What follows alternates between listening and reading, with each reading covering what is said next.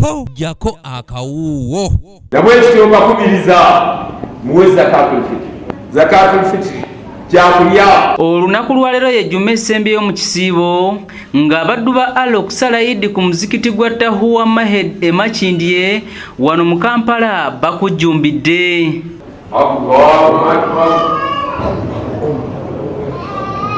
Bw'abadde akulembeddemu okusala kuno Sheikh Silman Kasule Ndirangwa Ssalongo akalatidde abasiraamu okweyisa obulungi eri bannaabwe. Allah tatwagaliza muliro, atwagaliza jana. Yensonga lwaki emiryango gy'omuliro agiggala era nga atwagala twekomeko twesambe amazambi agatuyingiza omuliro tube nga tukola ebyo ebigendo tuyingiza ejjana. Sheikh Ndirangwa agamba nti abasiraamu basaanidde okusigala nga boolesa empisa nga bwe kibadde mu mwezi omutukuvu ogwa Ramadan.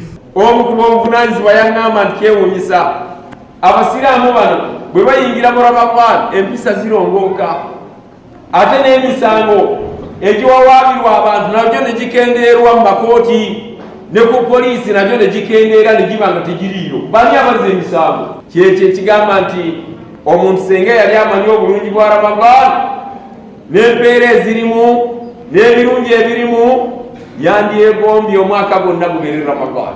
Asinzidde wano n'ajjukiza abasiraamu okuwa zaka okusobola okuyamba abali mu bwetaavu. Zakatul fitri etukuza okusiiba kw'omusiibi kw'obwo obumulumulu obuyitira mu kusiiba kwe.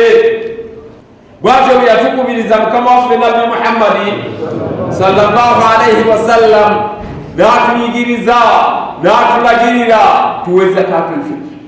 Sheikh Kasule akubiriza abasiraamu okukyalira bannaabwe wamu n'okutendereza Mungu okwongera empeera. Buli mulimu okusasula ku nkomerero ye bujja mu maaso mu nnaku ntono mbakubiriza okujjumbira okusala salatul Eid n'okuleeta takbir n'okutendereza Katonda wammwe n'okwogera Katonda wammwe n'okulambuligana enambuligana entuufu ey'obusiraamu okukyalagana mu nkyalo ennungi mu kuliisa bannammwe mu kusanyuka mu kweyagala.